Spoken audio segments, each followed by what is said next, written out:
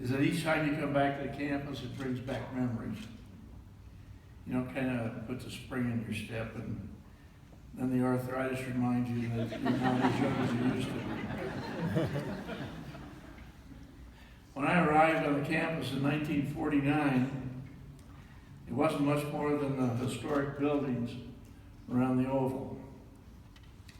That's also where my first wife, Carolyn, attended classes. During the fall semester of '52, she was recognized for grades that put her in the top 10% of the students. In addition to that, she was a wonderful partner in building our family, some who are with us here today. But the facts are that she was a much better student than I was. When I learned there would be students joining us this afternoon, it made me think back to when I was looking ahead to graduation to apply my engineering education to a career, and what advice I might give my younger self. And I decided to give you a quick 3. First, I tell myself it would be important to find good mentors. I've been fortunate in my life to have many, beginning with the troop leader of my Boy Scouts and culminating with one of the icons of the construction industry, Peter Kiewit. Peter was somewhat of a businessman philosopher. He was a student of what companies in his industry met with success or failure, and developed a systematic approach to the contracting business. One of the cornerstones of his philosophy was that of mentoring. However, that wasn't the term that was used in that era.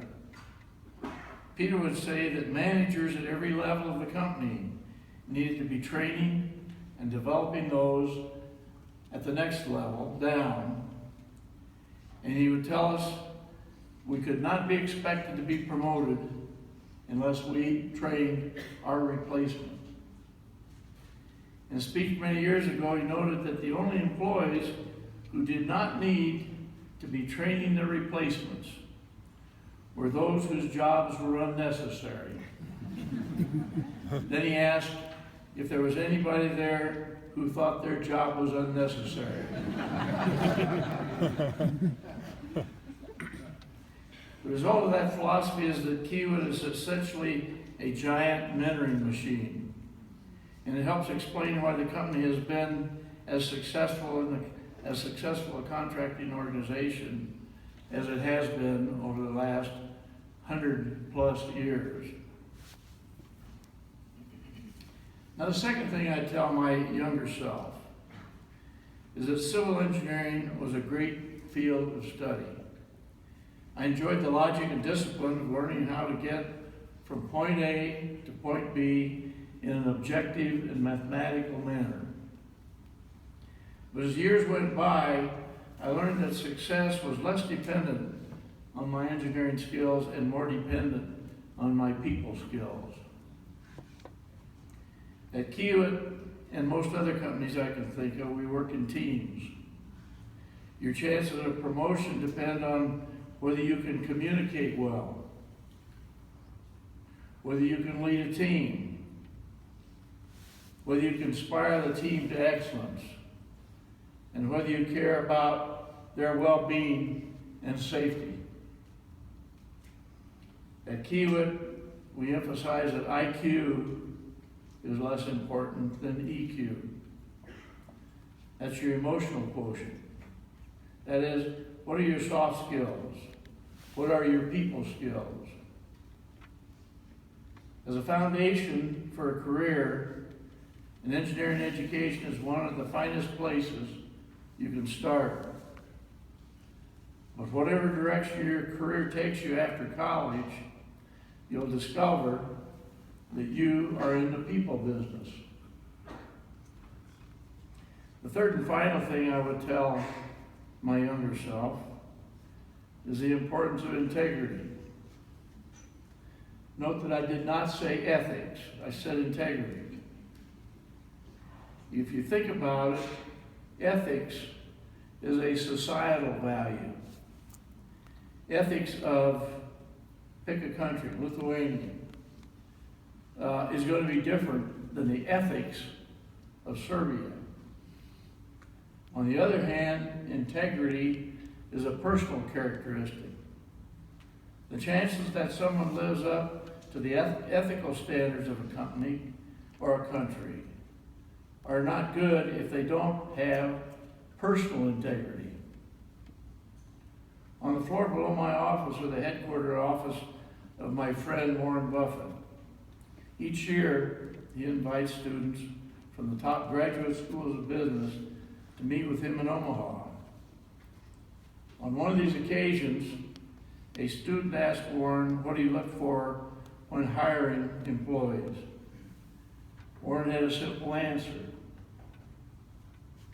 He asked the student to imagine that a classmate would have the responsibility for protecting and growing his savings over the course of his career. Furthermore, the questioner would have no idea what was happening to his money. All he knew was that when he knocked on the classmate's door 40 years later, he would hope something good happened.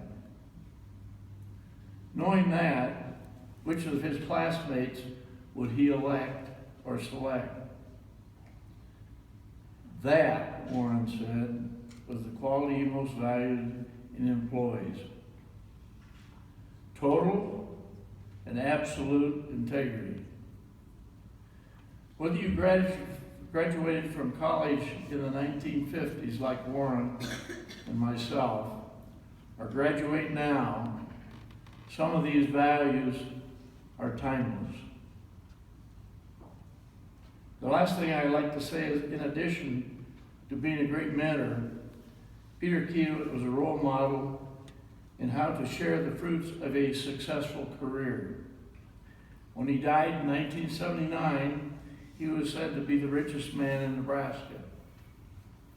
Now that was before Warren made his first billion. Peter often remarked that it was more difficult to give away money intelligently than it was to make money in the first place. He didn't think in terms of making gifts or giving back, but instead tried his best to make charitable investments in a community and in young people.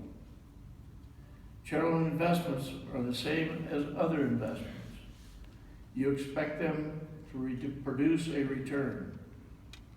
In the case of investing in the students of CSU, I hope my investment helps develop the next generation of leaders, those who will do great things for our country. My job is done. Now it's up to you to make sure that my investment lets you do great things. Thank you.